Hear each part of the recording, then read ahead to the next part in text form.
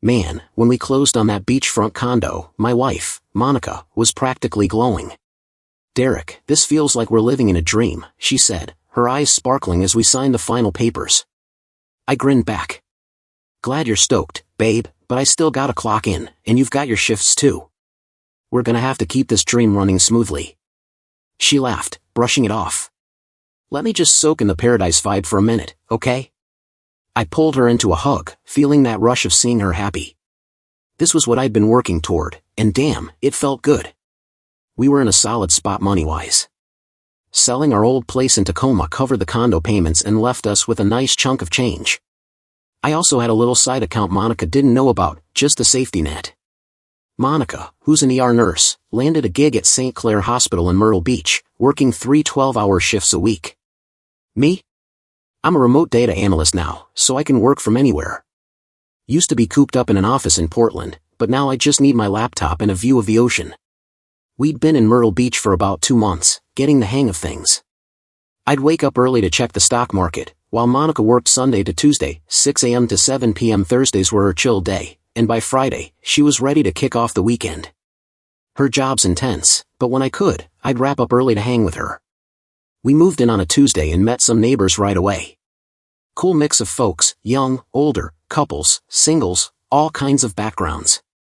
Word got around about a low-key shindig by the community grill on Friday night, with burgers, music, and a laid-back vibe. Sounded like our kind of scene, so we showed up around 6 with a 6-pack and a bottle of rose. Everyone was really welcoming. We hit it off with a couple, Marvin and Joyce, who'd relocated from San Diego. Marvin was a history professor at UC Irvine, and Joyce used to trade bonds. Then there was Wade and Carla Boone, straight out of Kentucky. Wade ran a construction business, and they were all about bourbon and big laughs. We also met Trevor Langley and Paige Whitaker. Paige was a big shot at a credit union in Arizona, and Trevor was a therapist who dabbled in property flips. He was easy to talk to and mentioned a development he was working on in Conway. I ended up shooting the breeze with Trevor for a bit. He talked about helping folks with their personal lives, which sounded kind of vague but intriguing. Guy had a certain charm, I'll give him that.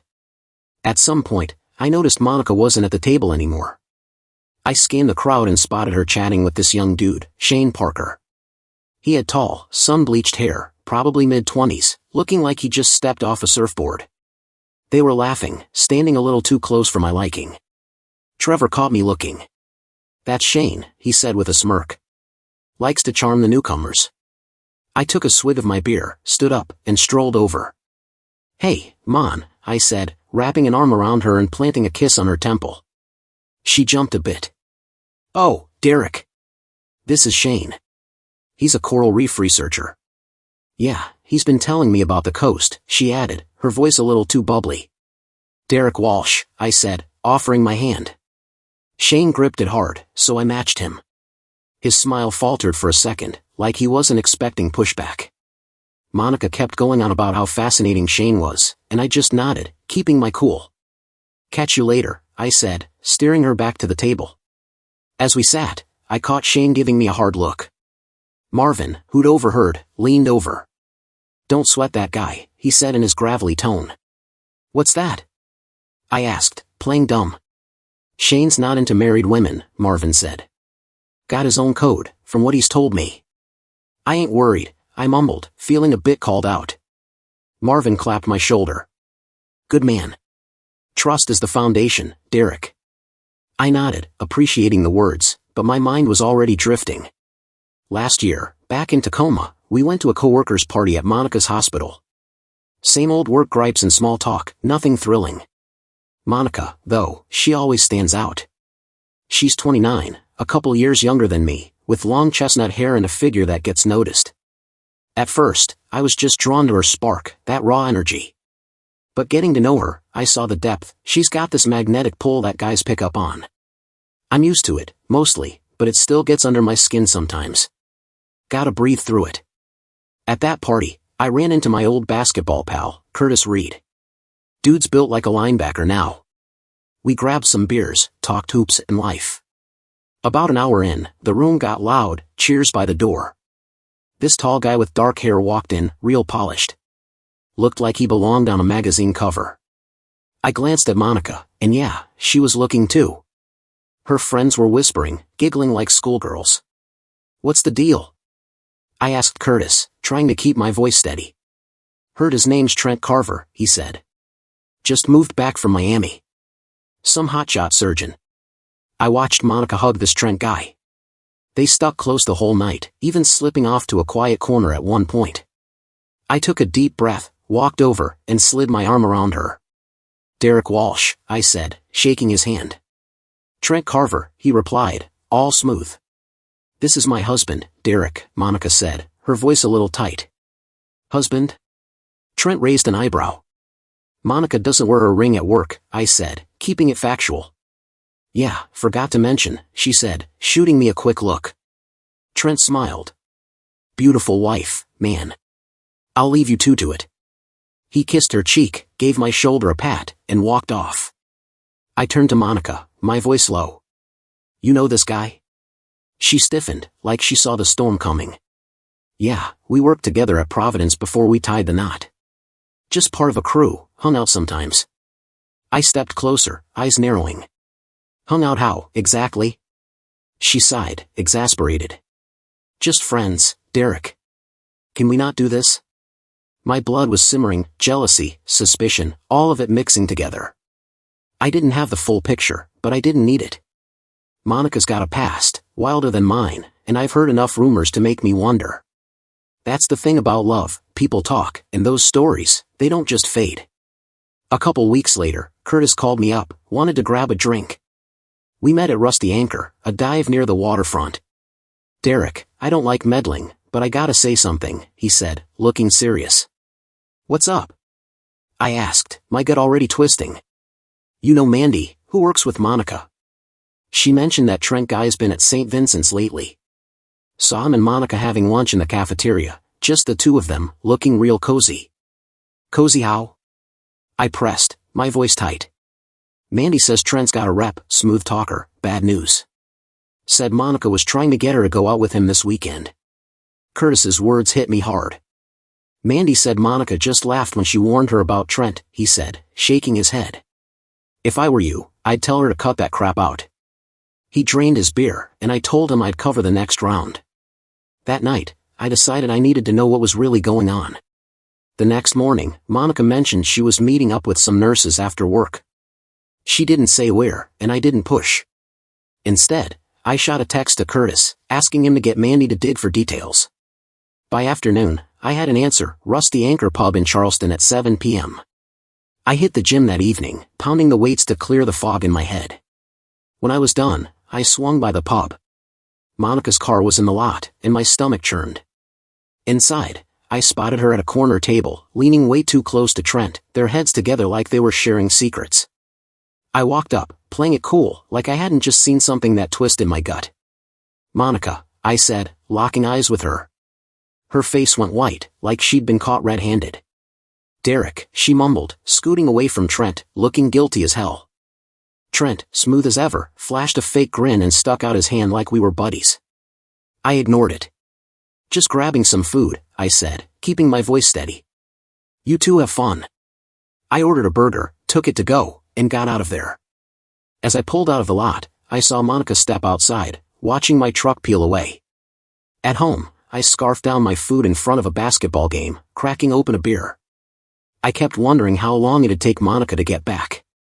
If she was innocent, she'd take her time. If she felt caught, she'd rush. She walked in an hour later, acting all casual, but her eyes were glued to me, trying to read my mood. It didn't take her long to figure out I was pissed. Man, you totally threw me off at the pub, she said, her voice dripping with that fake charm. Why didn't you stick around and hang with us? Looked like you were having a great time, didn't want to ruin it, I shot back, sarcasm heavy in my tone. You could have at least said hi to the group, she said with a little smirk, trying to deflect. Oh, the group? Funny, I only noticed your old surgeon pal cozying up, I said, my words sharp enough to cut. She knew I wasn't buying her act, but she wasn't backing down. Here we go again, she said, rolling her eyes and leaning back like she was gearing up for a fight. This jealousy thing of yours is getting old, Derek. Trent's just a friend I haven't seen in forever. We were catching up. What's the problem? I scoffed. Right, a friend you haven't seen in years, but you just had to squeeze in some quality time tonight, huh? Exactly, she said, her voice pitching up, getting defensive. So, no quick lunches at the hospital? No late-night coffee runs in the break room? I asked, keeping my tone even but letting the sarcasm bite. Just to be clear, no private dinners with the guy Mandy says is a total player, right? She hesitated, then shrugged it off. Maybe, she mumbled, trying to play it cool. I wasn't having it. Cut the crap, Monica, I said, my voice low and steady. We both know you're not being straight with me. So what's your excuse? Her mouth opened, but nothing came out. Then her eyes started to well up, and she turned away. I knew that move. She wanted me to chase after her, to make it all better. No way. Monica's never outright lied to me before, but this felt different. A crack was forming, and I could feel my trust starting to slip. When I asked again, she bolted upstairs, tears streaming. I knew she wanted me to follow, but I stayed put. I found her in the spare bedroom, curled up. I made up my mind, with or without her, I was done with South Carolina. I was moving to Maui. A few guys from my company were already working remote. My buddy Kyle moved to Montana and kept asking why I was still tied to an office. Why not live where you want? I've always loved Maui, the way the island feels alive. Monica liked it too, but she wasn't sold on leaving. That gnawed at me. After lunch, I spent the afternoon browsing real estate in Maui, trying to shake off the tension. Usually, I beat Monica home, but that Friday night, she was already there when I walked in. This ought to be good, I thought, sensing the air was off.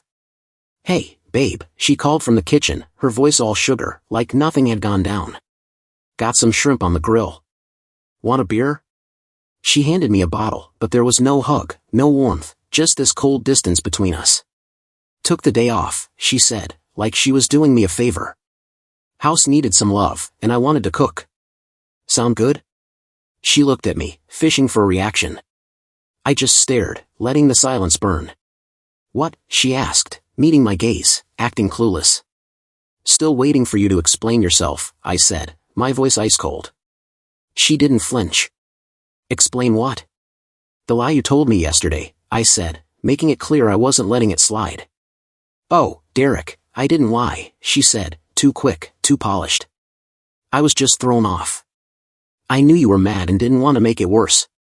She tried to brush it off, like it was nothing.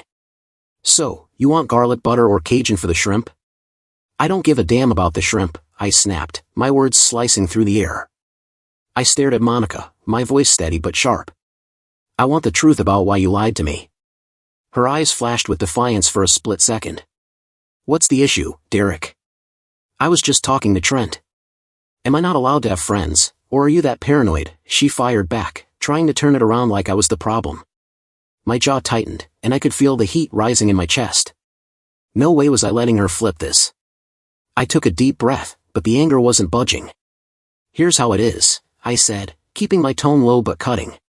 You spent over an hour alone with this guy at that party in Tacoma. Just you two, and he had no clue you were married. You didn't bother mentioning it.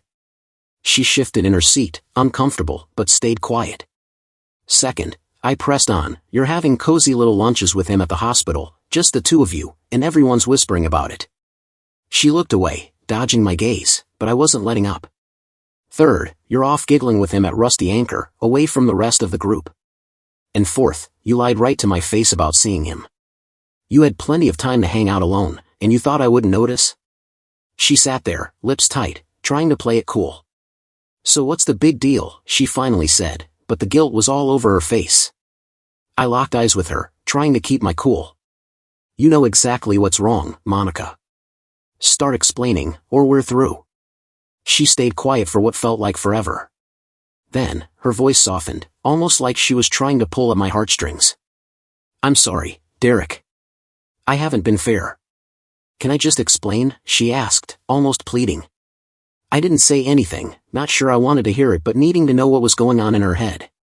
Look, she started, my dad bailed when I was 12. I've always chased approval from guys, you know that, right? In high school, I went for the cocky athletes, the ones who got attention. I had a bit of a reputation back then, not looking for love, just validation. I didn't want to hear about her old mistakes, but she kept going. When I started nursing at Providence, I hung out with this group, young doctors, friends, and Trent was part of it. I dated a couple of them, nothing serious. They were just after one thing. My hands balled into fists, but I kept my mouth shut, letting her talk. Trent was the guy everyone chased, and yeah, I got caught up in it too. I started seeing his roommate, Vince, a lab tech. It wasn't deep, but we kept it going. They lived together, so Trent was always around. I wasn't ready for where this was heading, but she didn't stop. One night, Vince and I were at a party, I don't even remember whose place. We'd all had too much to drink. Vince and I ended up in a bedroom, just lying there after, you know. Then Trent walked in, said it was a mistake, that he'd been drinking too. But he didn't leave. He just sat there, talking. Vince stepped out to use the bathroom, and I thought Trent would go, but he stayed. Her eyes dropped, like she couldn't face me.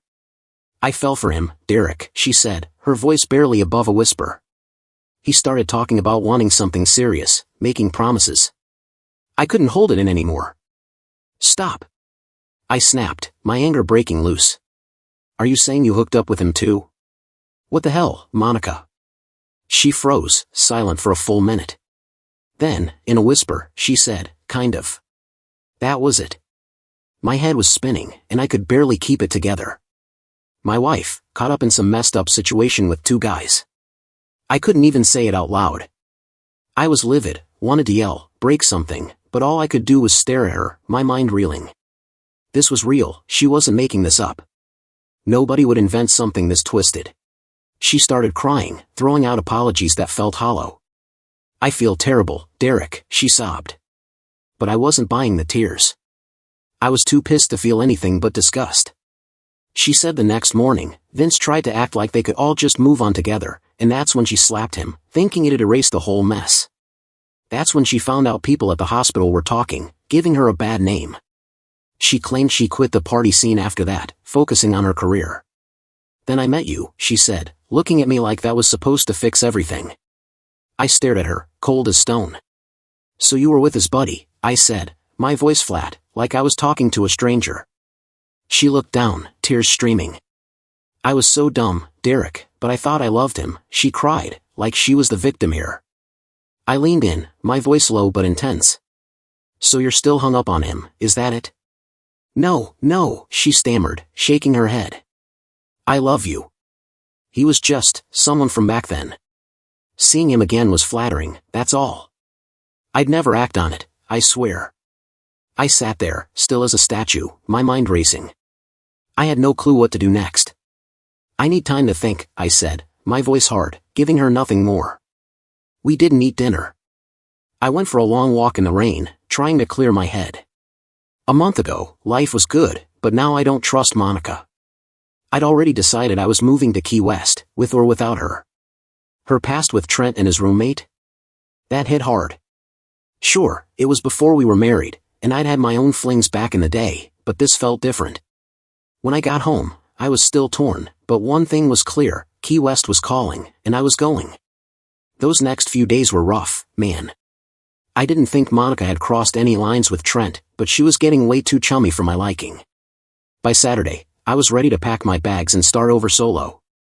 But then I'd think about our good times in Key West, the late-night talks, the way she'd laugh when we'd grab ice cream on the pier. It wouldn't feel right without her. So, we stuck it out. She swore up and down she loved me, that Trent was nothing to her. I wanted to buy it, but I kept my eyes open. Life on Duval Street was pretty sweet, though. Monica worked her 3 shifts at the hospital, and my remote job gave me flexibility. We'd hit the trails, swim in the ocean, and chill on the beaches. One Wednesday, we decided to check out Higgs Beach. The road was blocked off, but we hiked down anyway. It was gorgeous, totally empty. After splashing around in the water, we got close on the shore, just the two of us, and it felt like old times, perfect. The next morning, I spotted Trevor practicing some martial arts moves in the courtyard. We got to talking and made plans to grab dinner. Over burgers, Trevor went on about his real estate project in Islamorada and his therapy practice. I help couples strengthen their bonds, he said, all honest. If you and Monica ever want to chat, I'm here. I didn't quite get what he meant, but I said I'd think it over. Later, Monica mentioned Paige told her Trevor could be a smooth talker and that Paige's bank job was bankrolling their lifestyle. On Tuesday, Trevor swung by with a property pitch. I wasn't biting, but he didn't seem fazed. Monica was wiped from work, but Trevor's energy lifted her mood. He asked about her favorite spots to swim, and we invited him to hit Smathers Beach with us. Out there, I caught Trevor stealing a few glances at Monica. Can't blame the guy, she's a looker, but it stirred a bit of jealousy. After my swim, I came back, and they clammed up real quick. On the drive home, Trevor brought up scuba diving. Monica's eyes lit up, and I was game too. He offered to take us out on his boat, and we said yes. Later, Monica grinned at me. You were right about Trevor. He's cool. I had fun. I was glad. If Trevor and Paige were gonna be our crew, I wanted it to click. Hey, what were you two cracking up about while I was in the water? I asked, my tone a little sharper than I meant. She froze for a second, like she was replaying it in her head, then looked away quickly. I swear I saw a smirk she tried to hide. Oh, nothing, she said, too smooth. Trevor was just telling some dumb joke. I wasn't buying it, she was blushing, and I knew it. What was so funny? I pressed, my voice tight, maybe too tight. She shrugged, acting like it was nothing. Don't get all possessive, Derek, she said, her tone cold, shutting me down. And just like that, she walked off, like I wasn't worth the explanation. I let it go, but it stung. We signed up for scuba lessons, did the online course over the weekend, then practiced in a hotel pool. The final step was 4 open water dives for certification. Trevor, a certified instructor, suggested we practice the day we'd go boating with him, which made sense. We met at the marina, sailed out, and the water was calm as glass. Trevor ran through safety tips, saying the spot wasn't too deep. We slipped into wetsuits and snorkel gear. What about sharks? Monica asked, half joking. Just little reef sharks, nothing to worry about, Trevor said with a grin. The water was unreal, crystal clear. I tried diving deeper, but the pressure hit my sinuses hard. I pushed through, but the pain got worse, so I surfaced. Back on the boat, my head was pounding, but it eased up after a bit. Monica and Trevor came up, and I told them about the headache. Monica started fussing over me, but I waved them off to keep diving. Half an hour later, they surfaced, and Monica was buzzing with excitement. I hoped the pain wouldn't come back. We invited Trevor over for dinner to say thanks. He was becoming a friend, and I wanted to build some roots in Key West. Still, a couple times, I felt a twinge when Monica got too chatty with him. I tried to shake it off. Friday was a community cookout at the Sunset Palms complex. We sat with Marvin, Joyce, the Boones, and Trevor. Paige coming? I asked Trevor. Nah, she's in Denver for work, he said, not seeming bothered. We ate, drank, and I noticed Monica chatting with Shane Parker again. I hung back, then joined them. They were talking about my diving issues, and Shane said some folks just struggle with the pressure. A woman, Tessa, walked up, blonde, striking, an IT freelancer from Santa Cruz. Shane introduced her as his sister, recently divorced and loving Key West. As we talked, Trevor showed up, and the vibe shifted. Tessa went quiet, and Shane looked like he wanted to deck him. Trevor, oblivious, kept yapping. Tessa excused herself, and Shane bailed without a word. It was weird. We moved on to talking scuba, and Monica raved about how much she loved it. Trevor offered to guide her if I couldn't dive. I told her to go for it but added, hope he's just a friend, Trevor. Work was a roller coaster, tracking commodity markets from our bedroom, knowing a storm could tank prices. My buddy, Wes Tate, a climate scientist in Olympia, fed me long-term weather forecasts. He invited me to visit after a conference in Portland. I figured Monica and I could swing by Portland post-conference. I cleared it with my boss, who also reminded me about a mentoring program starting next week. Remote workers had to guide a new hire for a week, and I couldn't say no. That night, Monica got home, and I hit her with the Portland trip. Derek, I can't, she said, her face tightening. Why not? I asked, already feeling the tension. I'd missed 2 weeks of shifts, she said, throwing her hands up. I'm still on probation at the hospital. I might not even get 1 week approved. I stared at her, irritation creeping in. Damn, Monica, I didn't plan on dragging this out, I said, sarcasm slipping out. Guess that's the price of living in paradise, huh? But I guess that doesn't matter now. She looked at me. Like I was the one making everything complicated. It's not like that, Derek. You know, I can't afford to mess this up. Yeah, I get it, I said, not bothering to hide my frustration. You're always so worried about your damn job. When's it going to be my turn to do something that actually matters? She scoffed. I'm doing what I have to do. Maybe you should think about that before you start complaining. I made an appointment with an ENT doctor for my scuba issue.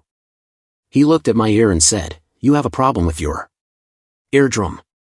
I recommend no dives deeper than 10 feet snorkeling's fins, but scuba could cause permanent damage. Great. Now I got Monica into scuba, and I can't even join her, I thought. On Wednesday, Trevor and I went for a run on Ollie Drive. We talked about work, life, and how he didn't seem close to Chloe. We stopped in front of the building as Monica came home from work. What a day, she said. I can't wait for the beach tomorrow. I need to relax. Banks said, tomorrow at 9:30. I thought he's getting comfortable. I didn't mind. But I didn't want him to just invite himself. Monica agreed. Sounds good. Thursday morning, I worked late until 5 a.m. The markets were all over the place. My door swung open. Hurry up. We're leaving at 10. Monica said, I forgot. I said, I can't go today. At least not now. She was getting upset. The phone rang and I asked, can you go with Trevor? She gave me a hard look, turned, and walked off. I answered the phone and that was the end of it. I thought about getting dressed to find them but ended up falling asleep. The next thing I knew, Monica kissed me. We made love and then she went to shower. When she came out, I thanked her. I asked how her day went and she said they went to Quab. She was quiet and I felt like something was off.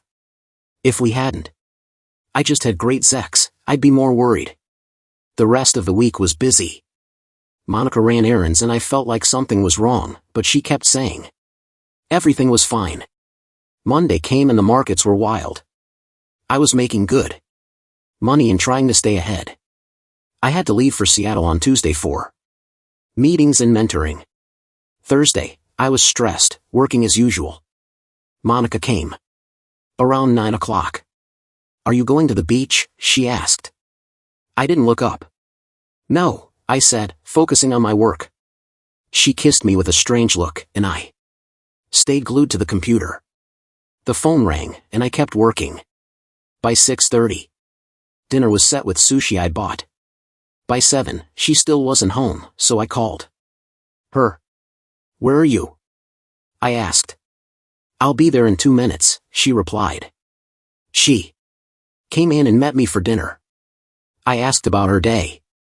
We went to the beach again, she said. I felt a little tense. What beach? Quab, she said, but hesitated. Something felt off, but I didn't press it. After dinner, we both got lost in thought. Do you think we're getting the most out of life? She asked. It was weird. Yeah, I said.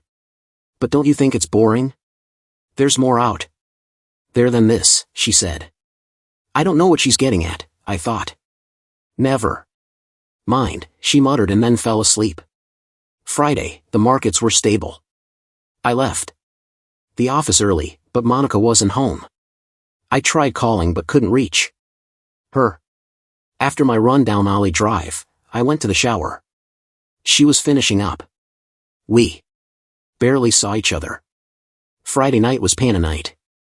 I asked Monica about her day, but she didn't give any specifics. We sat with Clarence and Lynn. Trevor was gone. I was getting tired of him. He seemed to spend more time with Monica than I did. I tried to ignore the jealousy. I ran into Corey White. He invited me to join him on his boat Monday. I'll be at port at 11. You can't miss it, he said. When I got back to the table, Monica was gone. I asked Clarence and Lynn where she was.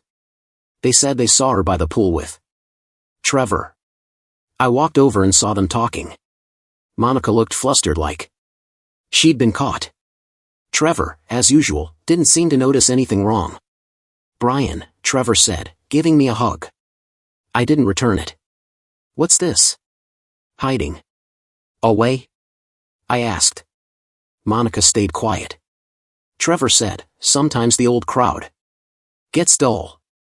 I was just talking to Monica about staying calm and dealing with stress.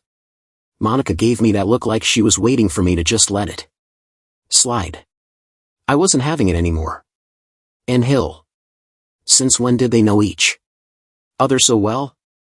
I asked, keeping my voice calm, but I could feel the edge creeping in. She shot me a quick glance before answering.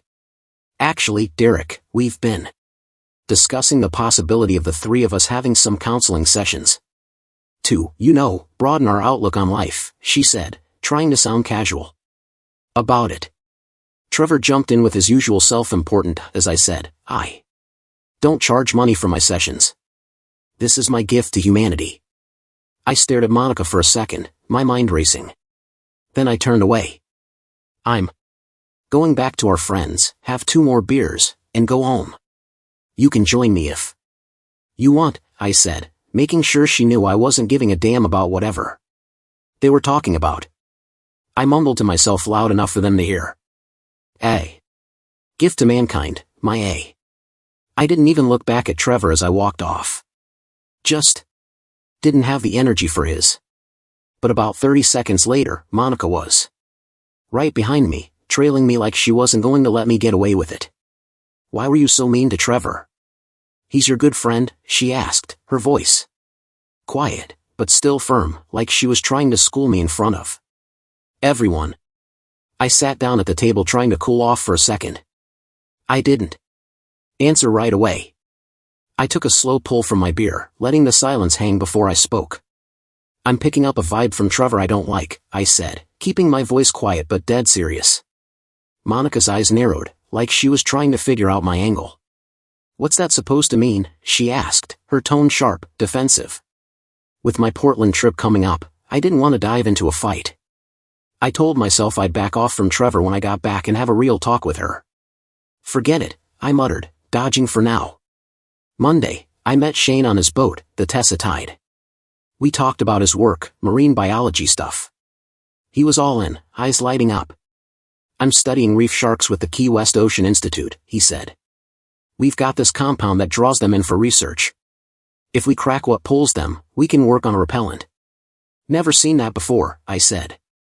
He pulled a protein chunk from a cooler, doused it with some liquid bait. "Now we wait," he said. Shane explained reef sharks can smell blood miles away. Sure enough, the water churned, and a couple of sharks tore into the bait. It was wild, part thrilling, part terrifying. "They're beasts," Shane said. "Can crush coral with their jaws, grow up to 10 feet. I was rattled but impressed. "That was something else," I said. Shane nodded. "Without the bait, we wouldn't see that kind of action." Then he got real. "There's another reason I asked you out here," he said. I was thrown but stayed quiet. "You remember my sister, Tessa?" he asked. "Hard to forget," I said. He explained Tessa was married to a solid guy, Mitch Carver, until she got too close to Trevor. Shane said Trevor had a knack for getting too personal too quick. Things went south when Tessa got caught up with him during some relaxation session. She regretted it, but Trevor kept pushing to keep it going.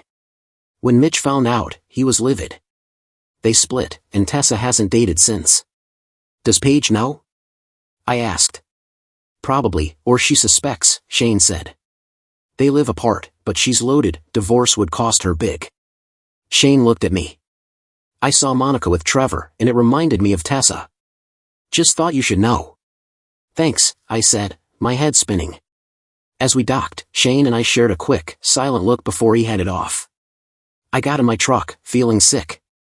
I wanted to confront Trevor, but I held back. Driving home, I nearly ran a red light, almost clipping a kid on a bike. It took me back to a rough night years ago in Portland. Growing up, I had a short fuse. Family drama left me carrying a lot of anger. One night downtown, some punk smashed my taillight. I lost it, got into it with him and his buddy. Landed a solid hit on one's jaw, then cracked the other's nose. Cops hauled me in, but witnesses said they swung first, so I walked. Still, the damage was bad: dislocated jaw, busted orbital bone. An ADA made me do anger management at St. Vincent's for 8 weeks. I could have fought it, but I knew I needed to chill. Those sessions taught me to breathe, think before acting. People noticed I was calmer, happier. Women started noticing me too, including Monica. I met her at the hospital after a session, looking down. On a whim, I asked her for coffee. She said yes, which threw me. Without those sessions, I'd never have had the guts. At first, I just wanted something casual, but I fell for her. In bed one night, she said, "So, this is it, huh?" I was caught off guard. "Hold up," I said. "Who said anything about this being the last time?" She teared up, said I wasn't like the doctors she'd dated. I didn't dig into her past, and we kept going. Now, here we were. Back in Key West, I stopped at a light on Duval Street, trying to get my head straight. I know Trevor's deal now. My plan was to get Monica away from him, then focus on us. Marvin's words about trust stuck with me. Ours was shaky, and I didn't like it. I thought about scrapping the Portland trip, but the markets were hot, and with Wes's weather forecasts in the conference, I could make serious cash. For now, I stayed in watch mode, keeping an eye on Monica and Trevor. Monday night, Monica came home in a foul mood. I knew pushing her would backfire, so I held off. Tuesday, she was calmer, and we had a good dinner. I asked if she could pick me up from the airport Friday. She said yeah. "Monica, are you sure you can't come?" "It'd be like a getaway," I said, hoping she'd bite. She shut it down fast, citing work. Then I brought up Trevor. "We need some distance from him," I said. "Heard some stuff I don't like, but I won't get into it. Just steer clear while I'm gone, okay?" Her eyes flared, and she snapped back. "How dare you say that about our friend?" "He's been helping me," she snapped. "You want me to stay away from him while you're gone?" "I don't trust him," I said, trying to stay firm. "Here we go." "Jealousy again," she replied. The argument went downhill from there. She ended up sleeping in the guest room, even after I tried to apologize. The night ended cold. I got a brief hug and kiss before heading to the airport, but it wasn't the same. I felt like our marriage was on the rocks, and she had no idea how serious it was. I thought of a bumper sticker. "If you love something, set it free. If it doesn't come back, hunt it down and kill it." It felt fitting. I landed in Seattle late, rented a car, and headed to the Marriott. It was 9:30 Pacific. I didn't call Monica that night. I was tired. The next day, I gathered useful information at the Agro conference. Afterwards, I chatted with a few people, then went to a cocktail party. I tried calling Monica, but she didn't pick up. I had a few drinks and some appetizers, but didn't call again until 8:30 p.m. with no answer. The conference wrapped up Friday afternoon, and I felt good about the info I gathered. While I was reviewing notes, Monica called. "How's the conference?" she asked. We talked about the trip, and she mentioned she tried calling yesterday. "What have you been up to?" I asked, trying not to push too hard. She said she'd been running errands, and when I asked if she went to the beach, she hesitated. "Quap," she finally said. I wanted to ask if Trevor was with her, but I held back. Instead, I asked about her weekend plans. She said she had no pana tonight and planned to keep it quiet. We said our goodbyes and I told her I loved her. The conversation went well. My plan was to stay sweet and loving.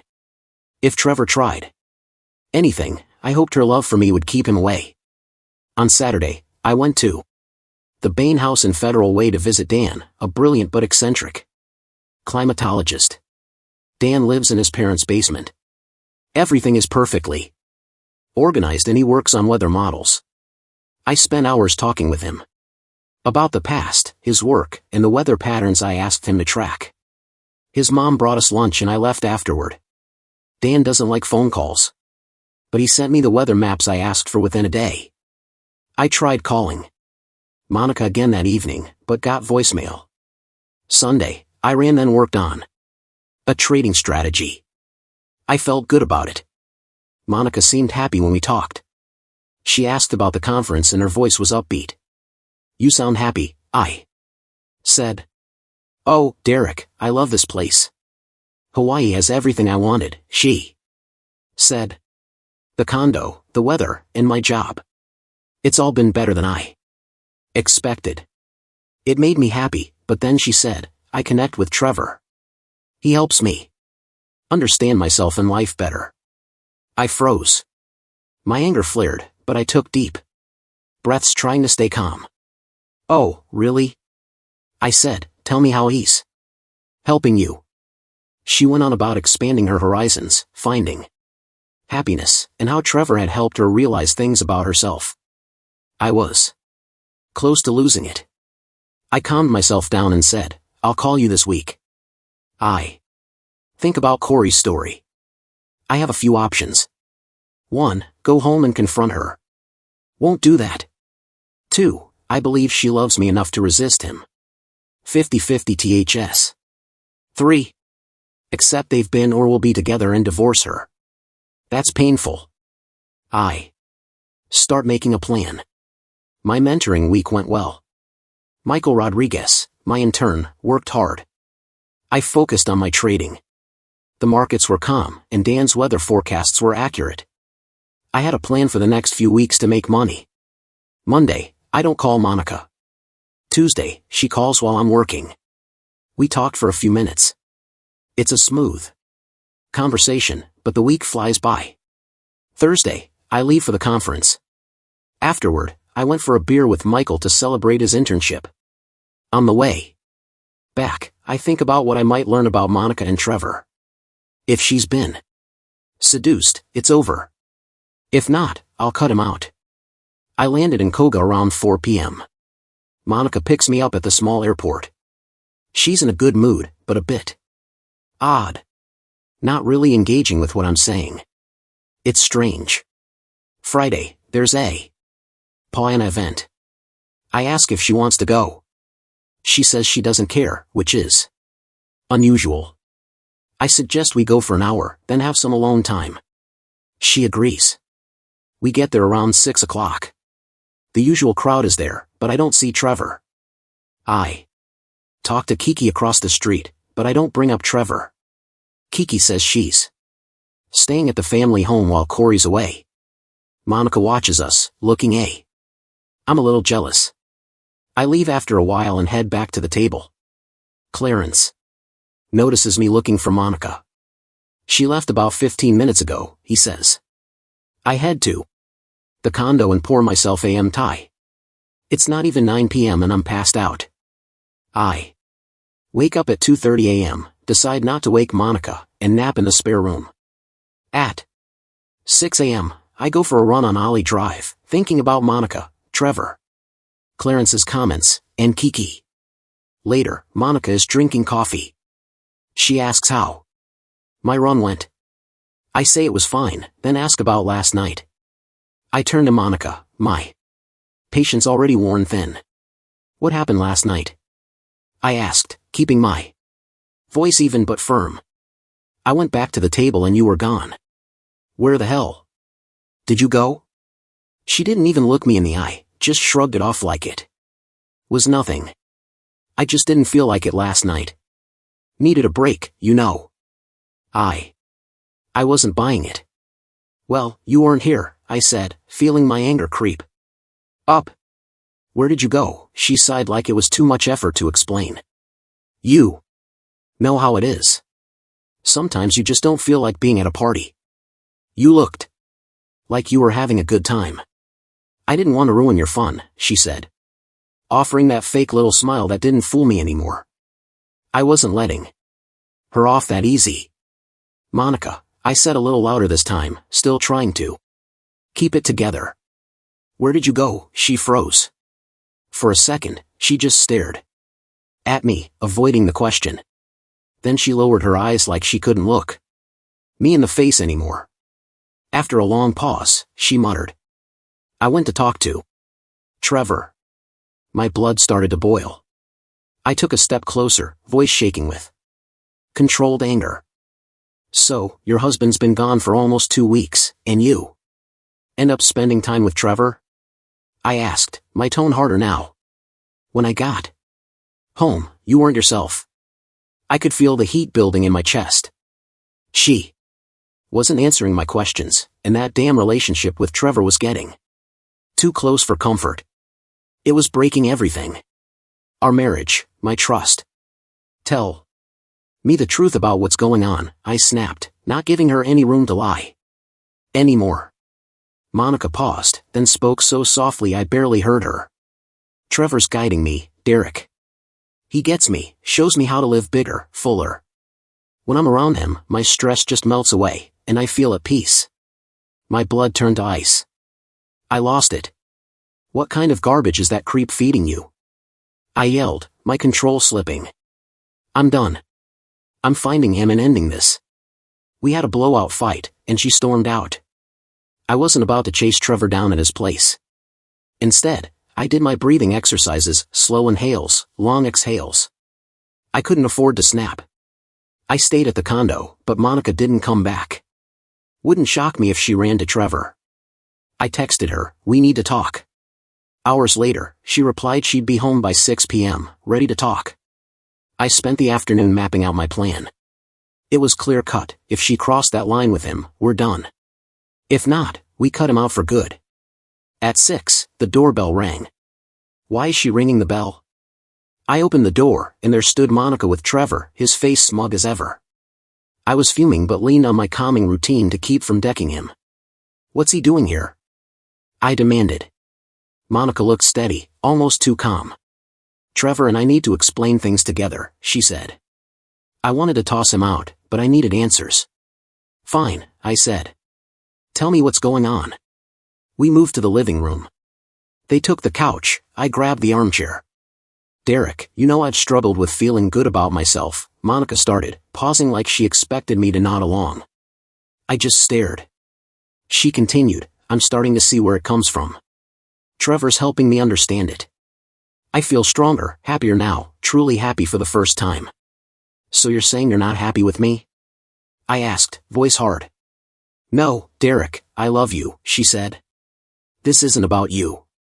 It's about me, growing, pushing my boundaries, being a better partner for you.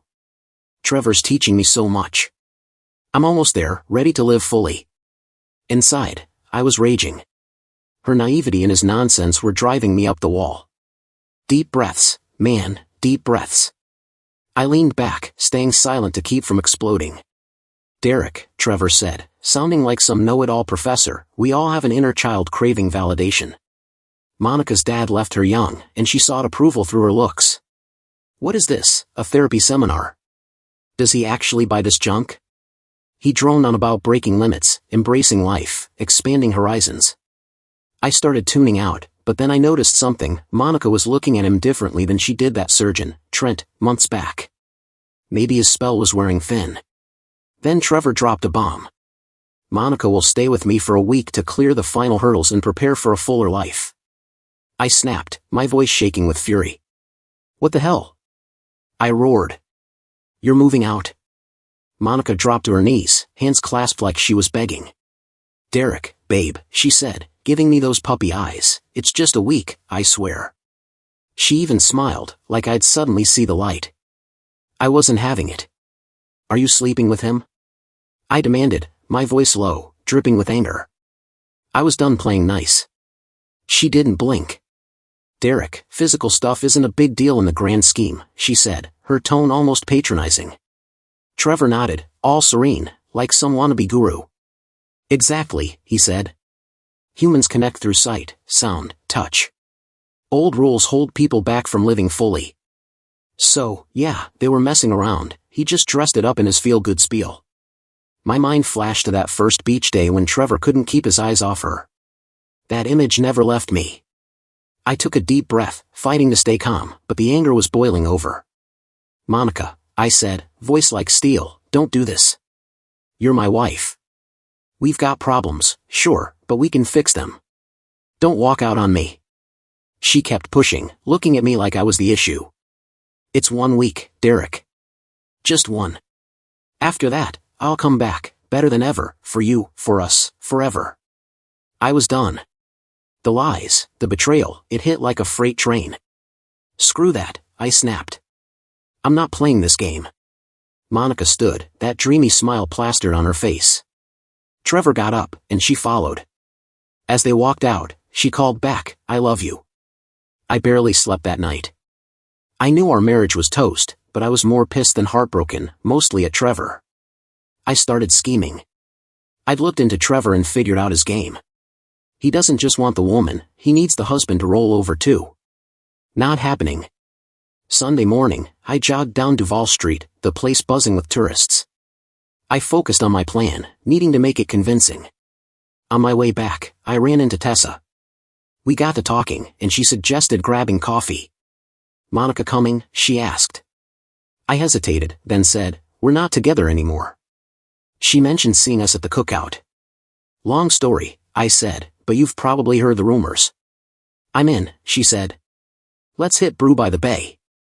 Over coffee, I gave her the short version of the Monica Trevor mess. She listened, quiet, but I could tell it hit close to home. Trevor had burned us both. After some solid conversation, I asked if we could hang out next weekend. She started to shake her head, but I cut in. Tessa, I'm not Trevor, I said. I like you as a friend, and my marriage is probably done. Just friends for now, cool? She smiled. All right, friends it is. I'd like to see you again. She gave me a quick hug, a peck on the cheek, and walked off with a spring in her step. Monday, the markets were steady, but I felt a shift coming. Wes's models lined up with the conference data, and I made big plays in wheat, cocoa, and soy futures. I've got my own LLC and a private account, legal, separate. If it pans out, I'm looking at $500,000, maybe more. I hadn't seen Monica or Trevor since Saturday, which was fine, but I needed to reach out to Trevor. Wednesday morning, I got to the office early. The trends were solid, and my trades were timed right. At 9:30, I took a walk around the Sunset Palms complex, mind racing. I spotted Trevor practicing his martial arts moves near the marina. I walked up, said sorry for startling him, and asked if we could talk. I need one more dive to get certified, I said. Can you help me out and keep it for Monica? Don't want her distracted. He nodded, and we set a meet for Thursday at 3 p.m. I gave him a quick hug as we parted, playing nice. Later, I met my lawyer, Victor Hayes, to talk divorce. He asked how hard I wanted to go, public embarrassment, restraining orders, infidelity claims. I told him I needed time but to start the papers. Thursday morning, I was up early, hitting a long bike ride through Key West. Markets were holding steady, my trades on point. I met Trevor at the dock, rocking a tacky floral shirt and a wide-brimmed hat to mess with his ego. He showed up at 3, and I played it meek, trying to bruise his pride. On the boat, he asked about my ear. Doc said going too deep too fast is the problem, I said. I'll be fine if I take it slow. He bought it. How's Monica? I asked. She's thriving, he said, all smug. I've got her in a program, working through self-doubt, opening her mind. When she's back with you, you'll love the results. He added, I'm happy to guide her, and you'll reap the rewards. I swallowed my rage. Thanks, I said, nodding like I was on board. Trevor kept going. Most guys don't know how to handle a woman like Monica. I help them embrace their freedom. That's my gift. I bit back my disgust. We're here, he said, slipping into the water. Grab the gear, let's go. As he suited up, he sniffed, noticing an odd smell, but shrugged and dove in. I stayed back, watching closely. Before diving, I told him it'd take 15 minutes to hit the reef. Gotta go slow, I said. He waved it off. Fine. I thought about Shane's shark bait, how he used half a bottle. What would a full dose do? I raised the dive ladder 3 feet above the water, waiting. Nothing at first. Did I screw it up? Then the surface rippled, dorsal fins. Trevor popped up 20 yards out. Shark, he shouted, swimming hard for the boat. I watched, cold as stone. He reached the hole, but the ladder was gone. Derek, lower the ladder.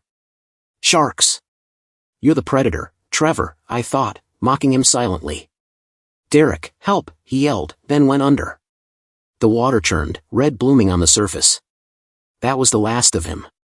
More splashing, then calm. I waited an hour, launched the inflatable, and headed for shore, nerves jangling but focused. I ditched the motor overboard, watching it sink, then slashed the raft, letting the tide scatter it. I swam to land as the sky darkened, stashing my gear in a rocky patch off a closed beach. No one would see. I changed into running clothes, trekked over rough ground to the road, and jogged 11 miles back to Sunset Palms in the dark. Adrenaline carried me halfway, the rest was grueling. By 9 p.m., I was home, replaying the day. No one should have seen me on Trevor's boat. I kept my head down, wiped every surface. I was in the clear. No remorse, just focus. I couldn't tell a soul. Friday, I was back at work by 5 a.m. Markets were on track, and I started cashing out my positions. By afternoon, my LLC had cleared $700,000. No word from Monica or Trevor. Then the news hit, missing person, abandoned boat near the airport. Friday night, Monica showed up, knocking. I'd been waiting. Monica, I said, playing her husband. What do you want? She hugged me, sobbing. Derek, Trevor's missing. They found his boat, but he's gone. She cried, but I didn't budge, keeping my arms limp. I stepped back. What's wrong? I asked, flat. They found his boat, no Trevor, she said, tears streaming. I paused, then said, he'll probably turn up. Don't worry. She looked at me, hopeful, like I'd solved it. I guided her to the door, hand on her back, face blank. You said a week, right? Few more days, I said, cold. She looked confused, hurt. Derek, you're pushing me out of my own home. I need you, she stammered, voice breaking. I laughed, no humor in it. Didn't need me when you were cozying up with Trevor at his place, I shot back, ice in my tone. No more games, Monica. She tried again. Physical stuff doesn't matter, she said, condescending. It's just connection. Our old rules hold us back from growing. Don't let something small ruin us. I snapped. Get out, I barked. If I hear one more word about self-growth, I'm gonna lose it. She walked away, crying, but I didn't care. She'd wrecked everything. Sunday, Tessa and I grabbed coffee, keeping it friendly, no hugs, no flirting. We clicked, but I played it cool, not mentioning Trevor. Back home, the news reported a severed arm on a beach near Key West, likely a shark attack. Here we go, I thought. Monday, Monica called, I ignored it. Then the cops called, wanting to talk about Trevor's death. They came by, asking about Thursday, hinting I might have gone snorkeling with him. Didn't happen, I said, giving them my doc's name to confirm my ear issue. That was the last of it. I changed the condo locks, but Monica kept trying, voicemails, banging on the door. Friday, I called Victor. File for divorce, I said. She abandoned me, cheated. I want a restraining order. He set it for Friday's cookout at Sunset Palms, 7 p.m. The event was quiet after Trevor's death. Tessa and Monica were there. I sat with Marvin, Joyce, and the Boones. Monica tried approaching, but my friends wouldn't look at her. Tessa and I swapped glances, but she kept her distance. A short guy in a suit walked in. The crowd hushed, then buzzed again. He approached Monica. Monica? She nodded. He handed her an envelope. You've been served. Months later, we were divorced. Monica moved back to the mainland. We split the accounts, but I kept my private one and bought her out of the condo. Tessa's practically living with me now, but we don't talk about Trevor, sharks, or diving, not even with Shane, who's become a good friend. Sometimes I catch him looking at me, like he's piecing it together. Life in Key West is beautiful.